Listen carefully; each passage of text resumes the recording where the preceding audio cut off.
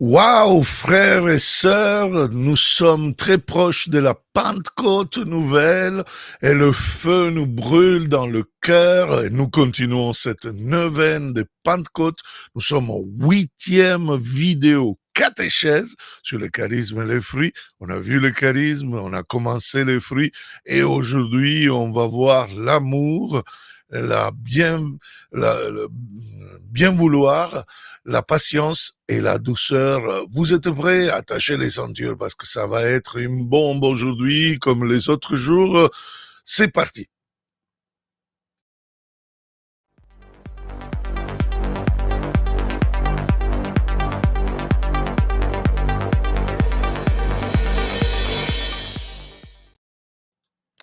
Alors, frères et sœurs, nous continuons notre neuvaine de Pentecôte pour recevoir le baptême dans l'Esprit, pour devenir vraiment des disciples complètement brûlants, complètement incendiaires, on pourrait dire papyromane parce que c'est un mot parfois qui peut dire maladie, mais vraiment qui porteur du feu de l'esprit pour donner aux autres ce même présence.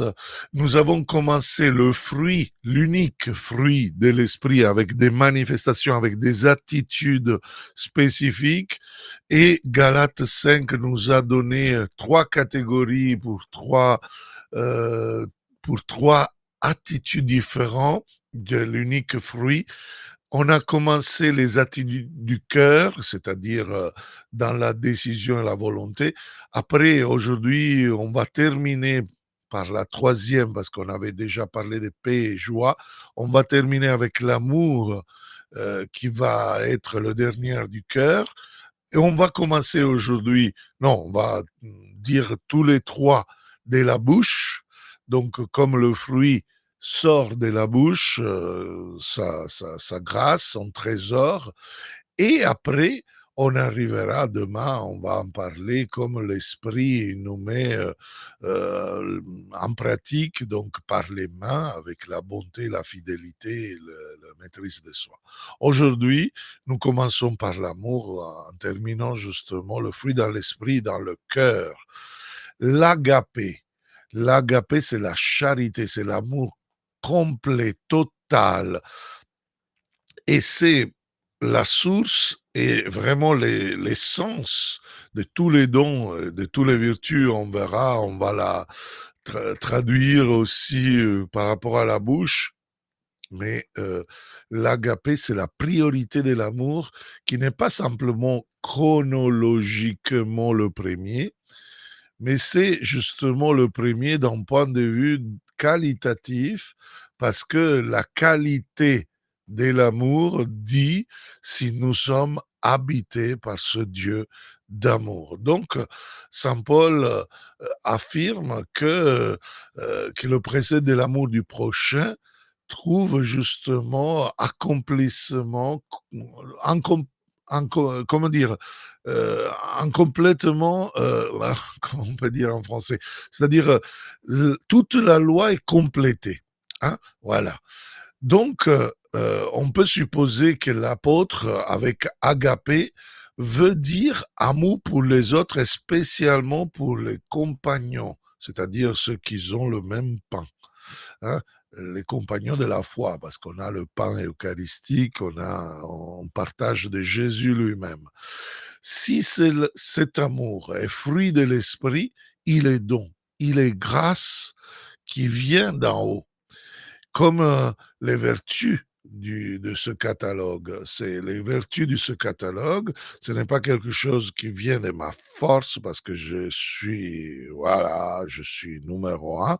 Non, c'est Jésus numéro un, comme nous aimons dire, Jesus number one. Et donc, c'est lui, par son esprit, qui nous donne justement cette écho multiple de l'amour que selon la lettre aux Romains, on va prendre la lettre aux Romains chapitre 5, verset 5, nous dit justement, l'espérance ne déçoit pas car l'amour de Dieu a été répandu dans nos cœurs par l'Esprit Saint qui nous a été donné. Donc vous voyez, était reversé sur nos cœurs et répandu justement par l'Esprit. La grandeur de la mort, de l'amour, donc, nous porte à l'infinité de Dieu, qui est amour lui aussi, selon l'affirmation de la première lettre de Jean, chapitre 4, verset 8. L'explication de cet amour est donnée justement dans la première lettre aux Corinthiens, l'agapé, l'agapé bénévole, l'agapé patient, on va en parler par rapport aux autres manifestations de cette même fruit de l'esprit. C'est-à-dire que l'amour est inspiré de Dieu. Le serviteur qui sert les autres n'est pas masochiste. Il est un serviteur dans l'amour de Dieu. Alors, vous voyez, il y a une distinction entre l'agapé et l'amour naturel. L'amour naturel, en grec, eros, c'est-à-dire l'amour érotique, il cherche de satisfaire quand même un besoin.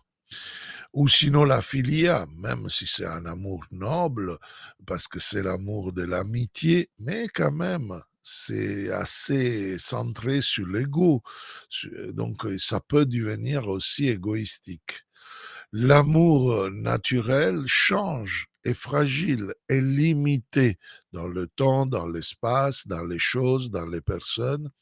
Et parfois, il est motif de division parce que uni en partie contre un autre. L'amour comme charité, l'amour agapé, vient de l'Esprit Saint. Donc, on vient de le dire, et essentiellement, essentiellement vraiment voué à l'autre. Là, on voit par exemple dans cette lettre de Saint Paul aux Romains, au chapitre 5, on avait lu le verset 5, si nous prenons le verset 7, accepter de mourir par un homme juste, c'est déjà difficile. Peut-être quelqu'un s'exposerait-il à mourir pour un homme de bien. Or, la preuve que Dieu nous aime, c'est que le Christ est mort pour nous, alors que nous étions encore pécheurs. C'est magnifique. C'est vraiment la démonstration de ce Dieu d'amour qui nous donne cet agapé, cet amour qui en effet nous fait voir que le pasteur risque sa vie pour les brebis et donc nous donne le modèle, la figure de l'amour total, gratuit, qui devient sacrifice. Et donc c'est un amour qui est illimité dans l'espace vers les personnes. On le voit à Luc 23, hein, Luc 23, on voit en effet à verset 34 quelque chose de merveilleux. Euh, il nous dit justement, c'est Jésus qui prie, Père, pardonne-leur, ils ne savent pas ce qu'ils font. Vous voyez, ça arrive justement à justifier, arrive à faire quelque chose qui n'est pas possible d'un point de vue naturel. Jésus sur la croix nous confirme cette vérité dans l'exercice de cet amour vers les ennemis, vers le bon larron, vers sa mère, qui va devenir veuve, donc la plus pauvre de la société, et constant dans l'immuabilité. Donc, si on prend, par exemple, l'évangile de Jean au chapitre 13, verset 1, nous voyons en effet que Jésus nous dit justement que l'apôtre Jean, l'évangéliste Jean nous dit, avant la fête de Pâques, sachant que l'heure était venue pour lui de passer de ce monde à son Père, Jésus, ayant aimé les siens qui étaient dans le monde, les ama jusqu'au bout. Donc vous voyez, cet agapé n'a pas de terme, il n'a pas de, c'est vraiment immuable, rien la change.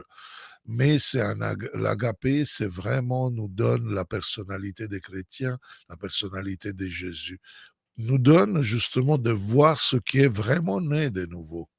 Regardez qu'est-ce que nous dit la première lettre de Saint Jean euh, au chapitre 3, verset 14. Nous savons que nous sommes passés de la mort à la vie parce que nous aimons nos frères. Celui qui n'aime pas demeure dans la mort.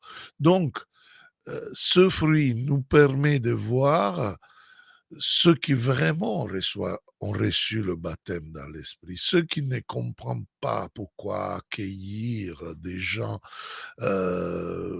étrangères, ceux qui ont du mal à éliminer la discrimination dans leur vision des choses, ceux qui sont vraiment un caractère un peu raide, parfois un peu trop dur avec les autres, eh bien, méfiez-vous s'il vit une vie nouvelle dans l'esprit.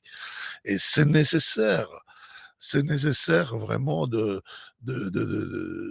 commencer à se dire, mais si l'esprit veut donner, veut rechercher ce qui est bon dans l'autre, pourquoi moi je n'ai pas cette attitude? C'est une bonne question à se poser pour justement demander à l'esprit de se manifester. Si vraiment nous avons reçu, ça c'est biologiquement normal. C'est la vie dans l'esprit.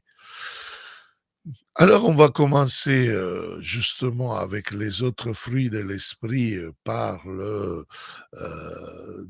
on a terminé le fruit de l'esprit qui se manifeste dans le cœur, hein, dans les décisions, dans la volonté. On va parler maintenant des trois manifestations, attitudes qui manifeste le fruit de l'esprit dans la bouche. Donc, quelque chose de très important parce que parfois, nous, dans notre société, nous sommes convaincus que la communication, que la bouche, euh, on peut dire tout et n'importe quoi et que la parole n'a pas de poids. Et non, Dieu est parole et logos. Et la parole du logos de pensée doit devenir réma, quelque chose qui manifeste Dieu. Donc, la première manifestation par la bouche de cette parole, c'est Christotes, la bien vouloir, si on peut dire comme ça.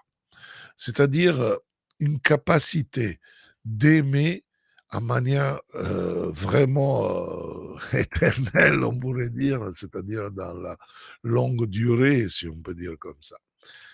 Et cela manifeste la bienveillance. La bienveillance veut le bien pour les autres. Dieu, soit dans l'Ancien Testament et particulièrement dans le Nouveau Testament, se révèle comme un Dieu de bonté.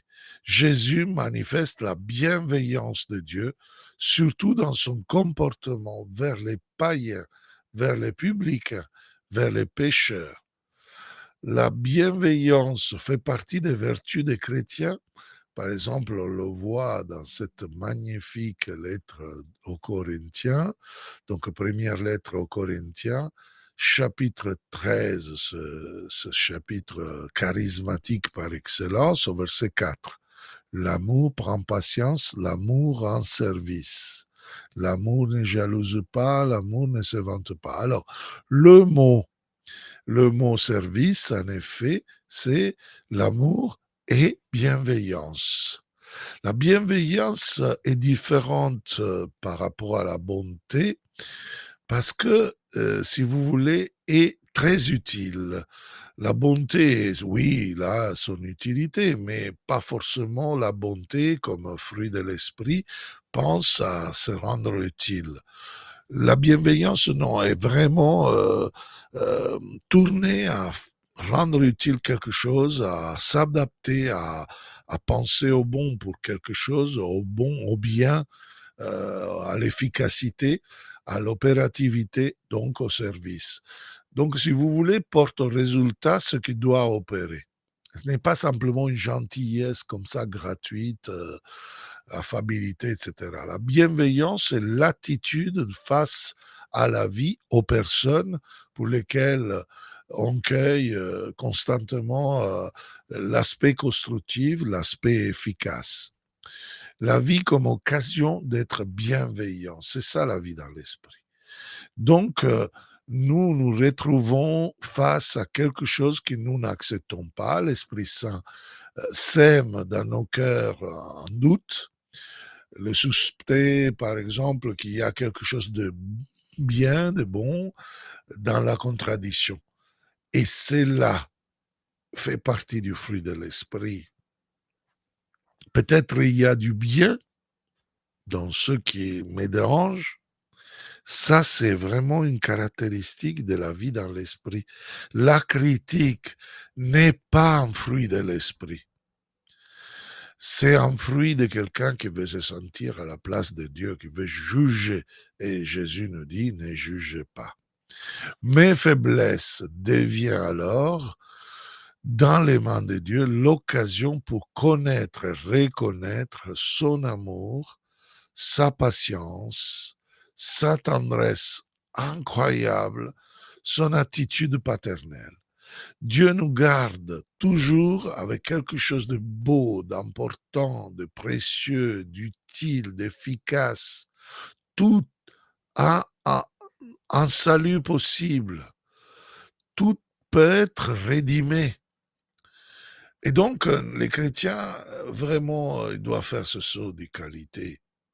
Trop souvent, nous abaissons les bras et nous ne croyons pas vraiment d'exercer ce fruit de l'esprit qui est la bienveillance, qui en effet vient de Dieu parce que Dieu voit avec bienveillance notre salut. Il veut que nous tous nous sommes sauvés, mais il attend que nous pouvons changer. Alors, commençons justement dans la gratitude que nous pouvons avoir par rapport aux autres, par rapport aux prochains. Commençons vraiment dans la nécessité de voir que tout est occasion pour exercer la bienveillance. Voilà. À notre manifestation, attitude de la bouche, de manifester le fruit de l'esprit, c'est la patience. Dans le grec, c'est makrokoum, littéralement patience, longanimité, magnanimité. Le Dieu de la Bible, si on peut dire comme ça, est un Dieu miséricordieux, avec pitié, longanime, riche de grâce. Je suis en train de citer Exode 34, 6. Et pour le fait qu'il est longanime et miséricordieux, euh, il a fait l'homme à son image, et donc l'homme est appelé aussi à cela. Si prenons par exemple l'évangile de Matthieu, chapitre 18, Matthieu 18, de verset 23 jusqu'à 27, 23-35, nous sommes devant la parabole du serviteur méchant.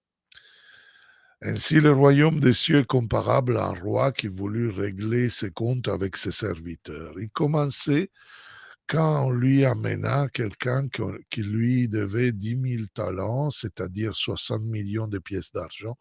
Comme cet homme n'avait pas de quoi rembourser, le maître ordonna de le vendre avec sa femme, ses enfants et tous ses biens, en remboursement de sa dette. Alors tomba à ses pieds, les serviteurs demeuraient prosternés et disaient: Prends patience envers moi, je te rembourserai tout. Saisi de compassion, le maître de ce serviteur le laissa partir et lui remit sa dette. Mais en sortant, ce serviteur trouva un de ses compagnons qui lui devait 100 pièces d'argent. Il se jeta sur lui pour l'étrangler en disant: Rembourse ta dette. Alors tomba à ses pieds, son compagnon le suppliait: Prends patience envers moi et je te rembourserai. Mais l'autre refusa et le fit jeter en prison jusqu'à ce qu'il ait remboursé ce qu'il devait. Ses compagnons, voyant cela, furent profondément attristés et allèrent raconter à leur maître tout ce qui s'était passé. Alors celui-ci le fit appeler et lui dit: Serviteur mauvais, je t'avais remis toute cette dette parce que tu m'avais supplié. Ne devais-tu pas à ton tour avoir pitié de ton compagnon, comme moi-même j'avais eu pitié de toi? Dans sa colère, son maître le livra au bourreau jusqu'à qu'il eût remboursé tout ce qu'il devait. Vous voyez, c'est vraiment important cette manifestation de ce fruit de l'esprit qui ne nous rend pas masochistes, mais activement longanime et patient. Même Paul demande aux communautés chrétiennes la longanimité. Euh, si, si on voit vraiment, c'est un paradigme, c'est une manifestation de l'agapé, afin que les chrétiens soient élus, saints, aimés, il doit se revêtir d'un cœur de miséricorde, bonté, mité, longanimité, Colossiens 3:12. Donc la longanimité, la patience dans les communautés chrétiennes se démontre comme un fruit de l'esprit, écho de l'expérimentée longanimité de Dieu qui veut nous sauver, qui veut sauver les pécheurs que nous sommes. Capacité alors de donner à l'autre du temps, ça fait partie de cette longanimité, de l'espace, de la possibilité. Je n'impose pas à l'autre mon stress, mon anxiété, obligation, je ne sais pas quoi. Non. Euh, Face à l'erreur, j'essaye de voilà, me repentir, de me convertir, etc. Dieu est lent à la colère, dit dans tout l'Ancien Testament. Et oui, ça c'est vraiment une caractéristique. Dieu veut manifester dans notre vie aussi des chrétiens à la suite de son Fils, notre Seigneur Jésus-Christ. La deuxième lettre de Pierre, il nous dit ainsi, au chapitre 3, verset 9. Le Seigneur ne tarde pas à tenir sa promesse, alors que certains prétendent qu'il a du retard. Au contraire, il prend patience envers vous, car il ne veut pas en laisser quelques-uns se perdre, mais il veut que tous parviennent à la conversion. Donc pourquoi Dieu est patient? Parce qu'il a tout le temps qu'il veut. Le malin, comme dit l'Apocalypse, est plein de fureur parce qu'il sait bien qu'il lui reste très peu de temps. Alors, ne regardez pas le temps qui vous reste, mais soyez patients comme Dieu l'est avec nous. À notre manifestation, à notre attitude de la bouche qui dit le fruit de l'esprit, c'est praotes en grec, c'est douceur. L'esprit d'humilité de celui qui n'aime pas dans l'arrogance, mais il a une capacité d'équilibre personnel et dans les situations parmi les personnes. C'est un peu un état d'abandon, on pourrait dire, typique du pauvre de l'Ancien Testament quand on parle des Anawim, non? De l'appauvri, celui qui s'enracine en Dieu. Dans l'évangile de Matthieu, on trouve la douceur qui est une caractéristique de Jésus. Regardez Matthieu au chapitre 11, au verset 29, c'est dit justement Jésus qui justement invite à venir à lui, venez à moi, vous tous qui peinez sous le poids des fardeaux, et moi je vous procurerai le repos. Verset 29, écoutez bien. Prenez sur vous mon joug, devenez mes disciples, car je suis doux. La douceur permet de porter des poids. Je suis doux et humble de cœur, et vous trouverez le repos pour votre âme. Donc, cette douceur nous donne d'être des hommes, des femmes, vraiment dans l'esprit spirituel, que ce n'est pas quelque chose de vibration, de trucs qu'il faut sentir, il n'y a rien à voir. L'Esprit Saint, il se manifeste justement avec le fruit de l'Esprit, sans l'impatience, sans la colère, sans l'arrogance, sans flippinerie. À un certain moment, on avait lui demandé de vérifier la sainteté d'une sœur. Alors, à un certain moment, pour voir c'était vraiment dans le fruit de l'esprit, il prend, je ne sais pas combien de seaux d'eau, il va les lancer et là, la colère, la méchanceté va sortir de cette sœur en faisant voir justement sa véritable caractéristique. Elle n'était pas douce pour rien devant une souffrance, devant quelque chose qui, en effet, elle n'avait pas les vertus héroïques. Donc la douceur, c'est une réaction surprenante dans un état de conflit, de tension.